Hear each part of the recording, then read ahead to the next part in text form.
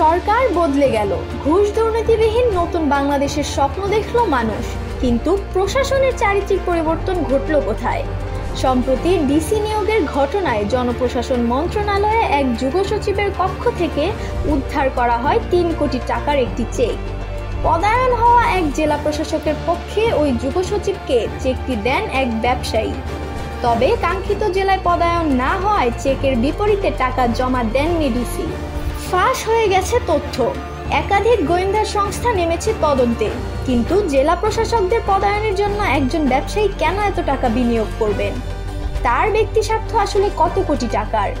এ যেন যে লাউ সেই কদু ব্যাপার। অন্তর্বর্তী সরকার দায়িত্ব নেওয়ার পর জনপ্রশাসন, পুলিশ ও শিক্ষা ক্যাডার সহ গুরুত্বপূর্ণ সরকারি পদগুলোতে পরিবর্তন এসেছে। নতুন করে একটি স্বচ্ছ বাংলাদেশের স্বপ্ন দেখছে মানুষ।